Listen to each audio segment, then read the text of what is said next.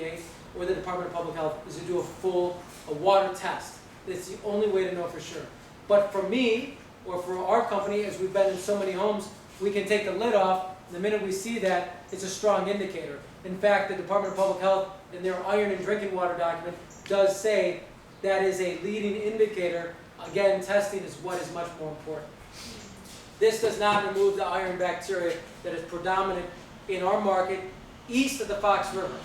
You have to remember, east of the Fox River, we have seen a high level, I would almost argue 80 to 90% of private wells east of the Fox River have iron bacteria. And so that is this is what we would consider the very high end of our water equipment. It is the most expensive product that we sell. It is the best, and it is also the reason why Costco chose this product line, is because it's the best. And they obey the law. And in the context of obeying the law, that is their number one mission on their business structure. Do you call it a mission statement, John? Their mission statement, the number one part of their mission statement is to obey the law. And in that context, if they say they're going to obey the law, and the law in Illinois of the EPA says you really need to use a fully certified product for radium removal in rural Melbourne, it would mean that Costco would only want to sell that. So I see why they chose this product, because this company has done an amazing process improving its technology by having it certified. And they have exclusive relationships with dealers like ours where we honor them and sell that product. And we don't sell it on the internet, we don't sell it to other dealers, we only sell it to our customer base, which is what our agreement with that company says. With these companies, we could sell it to a guy out of his garage, and we can make money if we wanted to. We don't, but we could. But that's just our agreement with this organization. That said, that's basically Education Water Softener 101. Eric, do you have anything that you think we should add to it? No, we're good. So hopefully that gives you guys all a good understanding about what water softeners are, the evolution of them.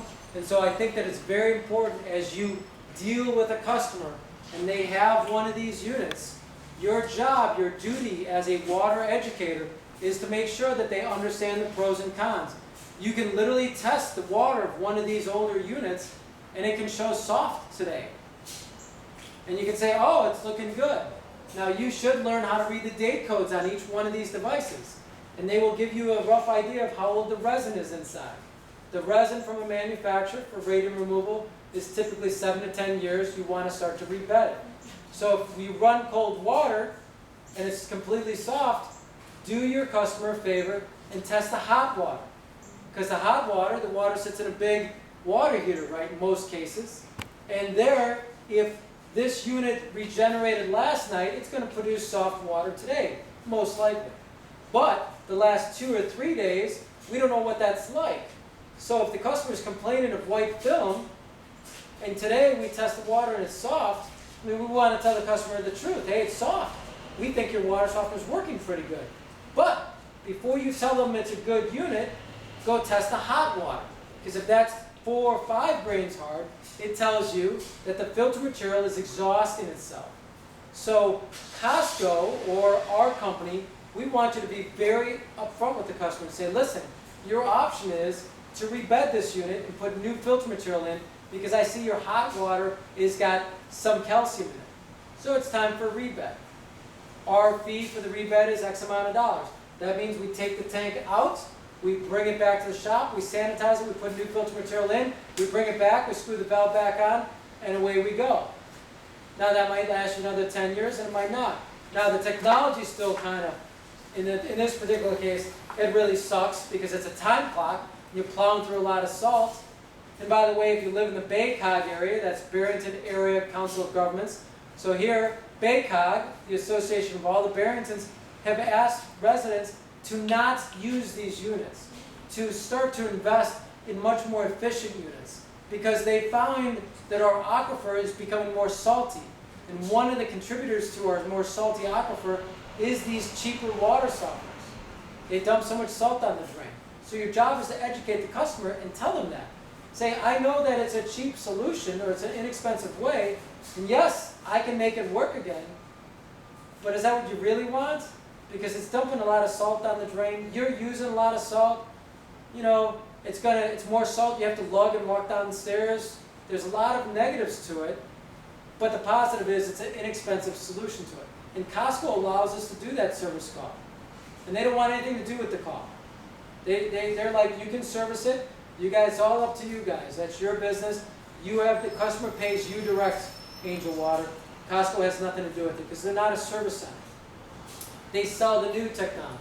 And what they would want you to do is educate the customer and say, Mr. Smith, we'll do this, and it might last you another 5 or 10 years. Costco would like you to know that when you are ready and willing to invest into a better system, please keep them in mind. And that's the concept we want to pass forward to Costco, on behalf of Costco, to the customer. And if you're on a sales call or a water education call for Angel, you want to say the same thing. Our goal is to upgrade you at some point. This is a good short-term fix. Maybe your budget only allows for this year. When you can afford something that gets closer to $3,800, let us know. In the short term, we can rebed this unit, at a cost of around $1,000. So it's up to the customer to make that call.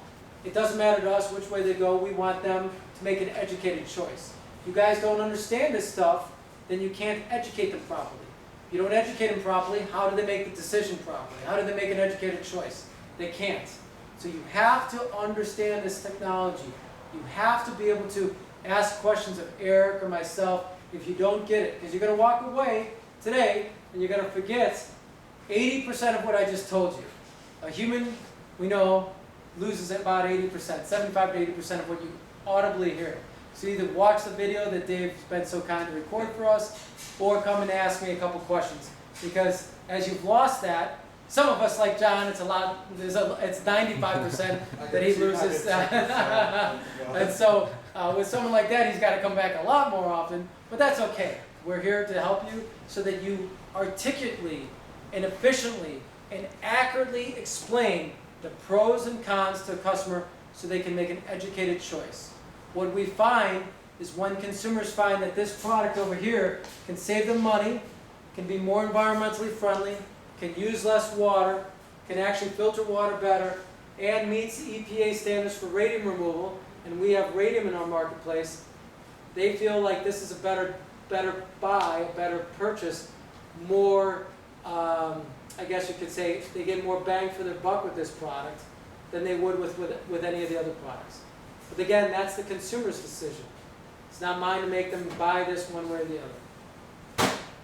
Okay? Great. Thank you guys. Have a great rest of your day. Thank you. Thanks, Dave, for recording that.